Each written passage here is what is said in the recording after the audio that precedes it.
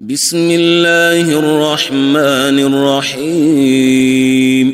الحمد لله الذي أنزل على عبده الكتاب ولم يجعل له عوجا قيما لينذر بأسا شديدا من لدنه ويبشر المؤمنين الذين يعملون الصالحات أن لهم أجرا حسنا ماكثين فيه أبدا وينذر الذين قالوا اتخذ الله ولدا ما لهم به من علم ولا لآبائهم كبرت كلمة تخرج من أفواههم إن يقولون إلا كذبا فلعلك باخع نفسك على آثارهم إن لم يؤمنوا بهذا الحديث أسفا إنا جعلنا ما على الأرض زينة لها لنبلوهم أيهم أحسن عملا وإنا لجاعلون ما عليها صعيدا جرزا أم حسبت أن أصحاب الكهف والرقيم كانوا من آياتنا عجبا إذ أوى الفتية إلى الكهف فقالوا ربنا آتنا من لدنك رحمة وهيئ لنا من أمرنا رشدا فضربنا على آذانهم في الكهف سنين عددا ثم بعثناهم لنعلم أي الحزبين أحصى لما لبثوا أمدا نحن نقص عليك نبأهم بالحق إنهم فتية آمنوا بربهم وزدناهم هدى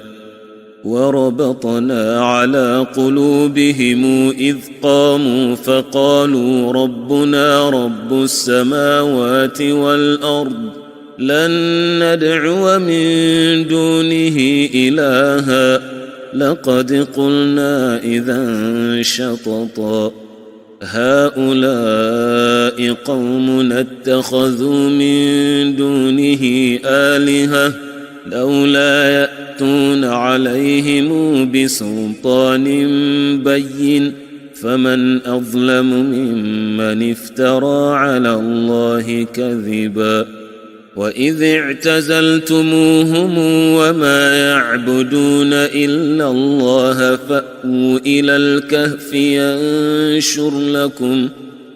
فأووا إلى الكهف ينشر لكم ربكم من رحمته ويهيئ لكم من أمركم مرفقا وترى الشمس إذا طلعت تزاور عن كهفهم ذات اليمين وإذا غربت تقرضهم ذات الشمال وهم في فجوة منه ذلك من آيات الله من يهد الله فهو المهتد ومن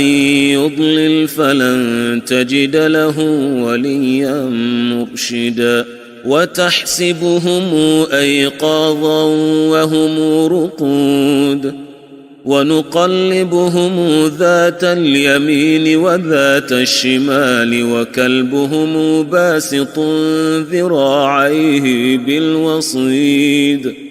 لو اطلعت عليهم لوليت منهم فرارا ولملئت منهم رعبا وكذلك بعثناهم ليتساءلوا بينهم قال قائل منهم كم لبثتم قالوا لبثنا يوما أو بعض يوم قالوا ربكم أعلم بما لبثتم فابعثوا أحدكم بورقكم هذه إلى المدينة فلينظر أيها أزكى طعاما فليأتكم برزق منه وليتلطف ولا يشعرن بكم أحدا إنهم إن يظهروا عليكم يرجموكم أو يعيدوكم في ملتهم ولن تفلحوا إذن أبدا وكذلك أعثرنا عليهم ليعلموا أن وعد الله حق وأن الساعة لا ريب فيها إذ يتنازعون بينهم أمرهم فقالوا بنوا عليهم بنيانا ربهم أعلم بهم قال الذين غلبوا على أمرهم لنتخذن عليهم مسجدا سيقولون ثلاثة رابعهم كلبهم ويقولون خمسة سادسهم كلبهم رجما بالغيب ويقولون سبعة وثامنهم كلبهم قل ربي أعلم بعدتهم ما يعلمهم إلا قليل فلا تمار فيهم إلا مراء ظاهرا ولا تستفت فيهم منهم أحدا ولا تقولن لشيء إني فاعل ذلك غدا إلا أن يشاء الله واذكر ربك إذا نسيت وقل عسى أن يهديني ربي لأقرب من هذا رشدا ولبثوا في كهفهم 300 سنين وازدادوا 9 قل الله أعلم بما لبثوا له غيب السماوات والأرض أبصر به وأسمع ما لهم من دونه من ولي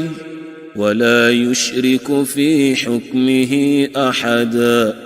واتل ما أوحي إليك من كتاب ربك لا مبدل لكلماته ولن تجد من دونه ملتحدا واصبر نفسك مع الذين يدعون ربهم بالغداة والعشي يريدون وجهه ولا تعد عيناك عنهم تريد زينة الحياة الدنيا ولا تطع من أغفلنا قلبه عن ذكرنا واتبع هواه وكان أمره فرطا وقل الحق من ربكم فمن شاء فليؤمن ومن شاء فليكفر إنا أعتدنا للظالمين نارا أحاط بهم سرادقها وإن يستغيثوا يغاثوا بماء كالمهل يشوي الوجوه بئس الشراب وساءت مرتفقا إن الذين آمنوا وعملوا الصالحات إنا لا نضيع أجر من أحسن عملا أولئك لهم جنات عدن تجري من تحتهم الأنهار يحلون فيها من أساور من ذهب ويلبسون ثيابا خضرا من سندس وإستبرق متكئين فيها على الأرائك نعم الثواب وحسنت مرتفقا. واضرب لهم مثلا الرجلين جعلنا لأحدهما جنتين من أعناب وحففناهما بنخل وجعلنا بينهما زرعا كلتا الجنتين آتت أكلها ولم تظلم منه شيئا وفجرنا خلالهما نهرا وكان له ثمر فقال لصاحبه وهو يحاوره أنا أكثر منك مالا وأعز نفرا ودخل جنته وهو ظالم لنفسه قال ما أظن أن تبيد هذه أبدا وما أظن الساعة قائمة ولئن رددت إلى ربي لأجدن خيرا منهما منقلبا. قال له صاحبه وهو يحاوره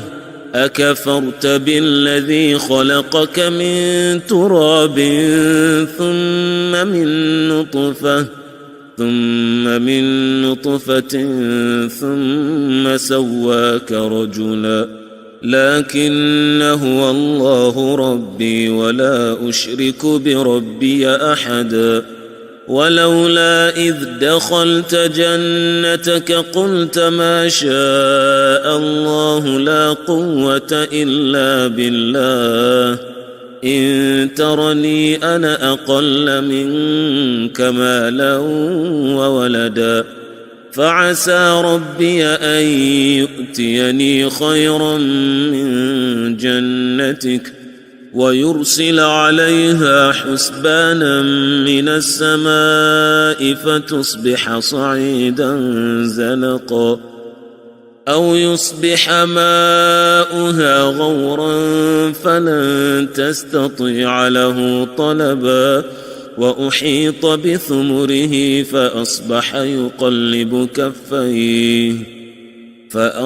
يقلب كفيه على ما أنفق فيها وهي خاوية على عروشها ويقول يا ليتني لم أشرك بربي أحدا ولم تكن له فئة ينصرونه من دون الله وما كان منتصرا. هنالك الولاية لله الحق هو خير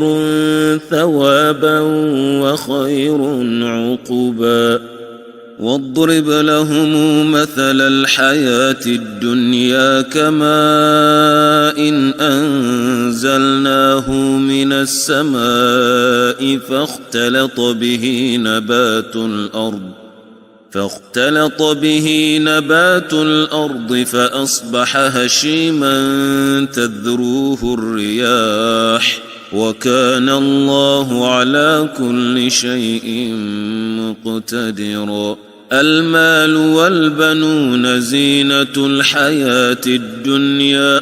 والباقيات الصالحات خير عند ربك ثوابا وخير أملا. ويوم تسير الجبال وترى الأرض بارزة وحشرناهم فلم نغادر منهم أحدا وعرضوا على ربك صفا لقد جئتمونا كما خلقناكم أول مرة بل زعمتم أن لن نجعل لكم موعدا. ووضع الكتاب فترى المجرمين مشفقين مما فيه ويقولون يا ويلتنا ما لهذا الكتاب لا يغادر صغيرة ولا كبيرة إلا أحصاها ووجدوا ما عملوا حاضرا ولا يظلم ربك أحدا. وإذ قلنا للملائكة اسجدوا لآدم فسجدوا إلا إبليس كان من الجن ففسق عن أمر ربه أفتتخذونه وذريته أولياء من دوني وهم لكم عدو بئس للظالمين بدلا ما أشهدتهم خلق السماوات والأرض ولا خلق أنفسهم وما كنت متخذ المضلين عضدا ويوم يقول نادوا شركائي الذين زعمتم فدعوهم فلم يستجيبوا لهم وجعلنا بينهم موبقا ورأى المجرمون النار فظنوا أنهم مواقعوها ولم يجدوا عنها مصرفا ولقد صرفنا في هذا القرآن للناس من كل مثل وكان الإنسان أكثر شيء جدلا وما منع الناس أن يؤمنوا إذ جاءهم الهدى ويستغفروا ربهم إلا أن تأتيهم سنة الأولين أو يأتيهم العذاب قبلا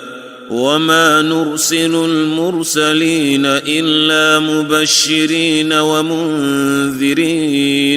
ويجادل الذين كفروا بالباطل ليدحضوا به الحق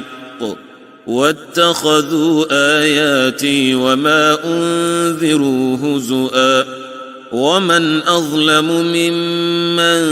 ذكر بآيات ربه فأعرض عنها ونسي ما قدمت يداه إنا جعلنا على قلوبهم أكنة أن يفقهوه وفي آذانهم وقرا وإن تدعهم إلى الهدى فلن يهتدوا إذن أبدا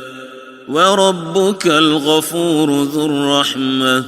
لو يؤاخذهم بما كسبوا لعجل لهم العذاب بل لهم موعد لن يجدوا من دونه موئلا وتلك القرى أهلكناهم لما ظلموا وجعلنا لمهلكهم موعدا وإذ قال موسى لفتاه لا أبرح حتى أبلغ مجمع البحرين أو أمضي حقبا فلما بلغا مجمع بينهما نسيا حوتهما فاتخذ سبيله في البحر سربا فلما جاوزا قال لفتاه آتنا غداءنا لقد لقينا من سفرنا هذا نصبا قال أرأيت إذ أوينا إلى الصخرة فإني نسيت الحوت وما أنسانيه إلا الشيطان أن أذكره واتخذ سبيله في البحر عجبا قال ذلك ما كنا نبغي فارتدا على آثارهما قصصا فوجدا عبدا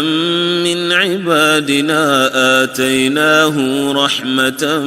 من عندنا وعلمناه من لدنا علما قال له موسى هل أتبعك على أن تعلمني مما علمت رشدا قال إنك لن تستطيع معي صبرا وكيف تصبر على ما لم تحط به خبرا قال ستجدني إن شاء الله صابرا ولا أعصي لك أمرا. قال فإن اتبعتني فلا تسألني عن شيء حتى أحدث لك منه ذكرا. فانطلقا حتى إذا ركبا في السفينة خرقها قال أخرقتها لتغرق أهلها لقد جئت شيئا إمرا. قال ألم أقل إنك لن تستطيع معي صبرا. قال لا تؤاخذني بما نسيت ولا ترهقني من أمري عسرا. فانطلقا حتى إذا لقيا غلاما فقتله. قال أقتلت نفسا زاكية بغير نفس لقد جئت شيئا نكرا. قال ألم أقل لك إنك لن تستطيع معي صبرا. قال إن سألتك عن شيء بعدها فلا تصاحبني قد بلغت من لدني عذرا. فانطلقا حتى إذا أتيا أهل قرية استطعما أهلها فأبوا أن يضيفوهما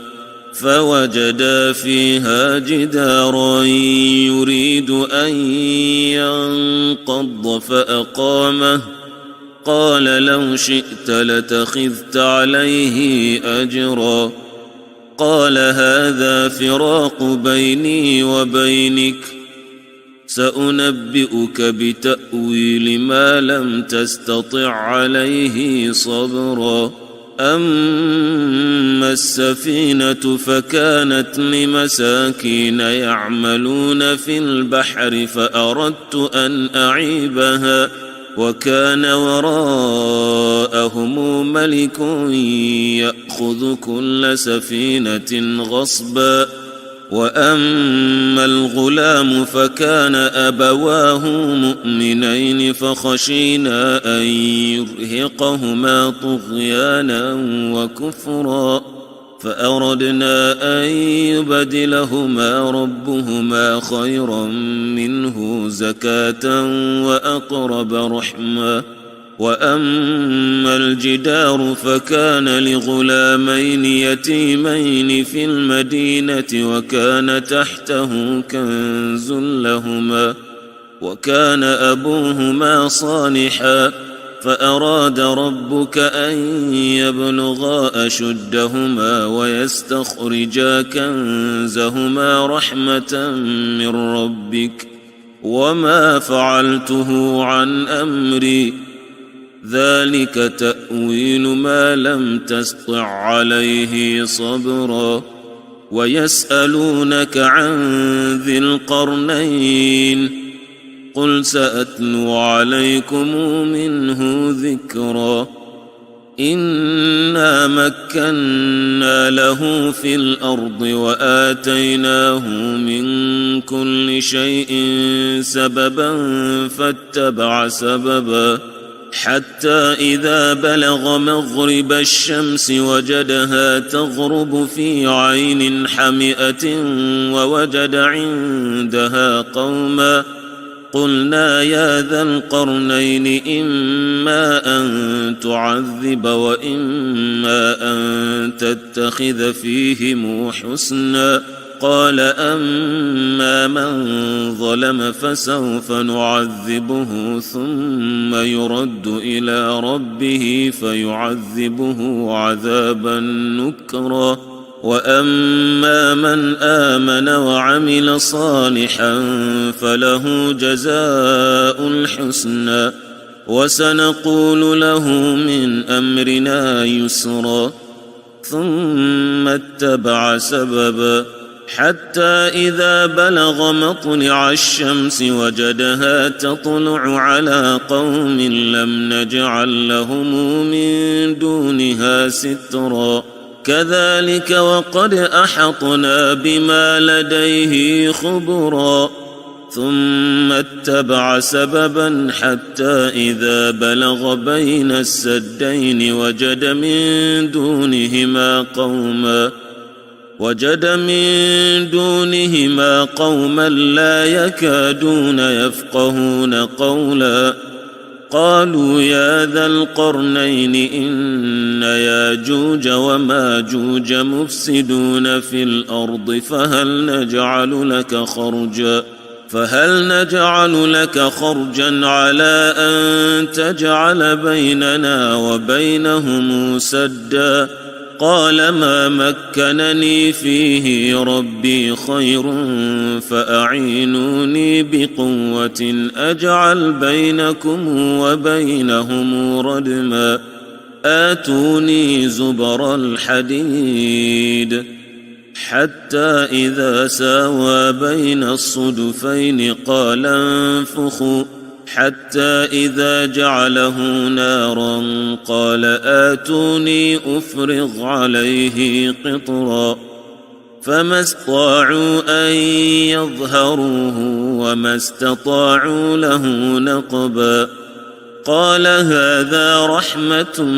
من ربي فإذا جاء وعد ربي جعله دكا وكان وعد ربي حقا وتركنا بعضهم يومئذ يموج في بعض ونفخ في الصور فجمعناهم جمعا وعرضنا جهنم يومئذ للكافرين عرضا الذين كانت أعينهم في غطاء عن ذكري وكانوا لا يستطيعون سمعا أفحسب الذين كفروا أن يتخذوا عبادي من دوني أولياء إنا أعتدنا جهنم للكافرين نزلا قل هل ننبئكم بالأخسرين أعمالا الذين ضل سعيهم في الحياة الدنيا وهم يحسبون أنهم يحسنون صنعا أولئك الذين كفروا بآيات ربهم ولقائه فحبطت أعمالهم فلا نقيم لهم يوم القيامة وزنا ذلك جزاؤهم جهنم بما كفروا واتخذوا آياتي ورسلي هزؤا إن الذين آمنوا وعملوا الصالحات كانت لهم جنات الفردوس نزلا خالدين فيها لا يبغون عنها حولا قل لو كان البحر مدادا لكلمات ربي لنفد البحر قبل أن تنفد كلمات ربي ولو جئنا بمثله مددا قل إنما أنا بشر مثلكم يوحى إلي أنما إلهكم إله واحد فمن كان يرجو لقاء ربه فليعمل عملا صالحا ولا يشرك بعبادة ربه أحدا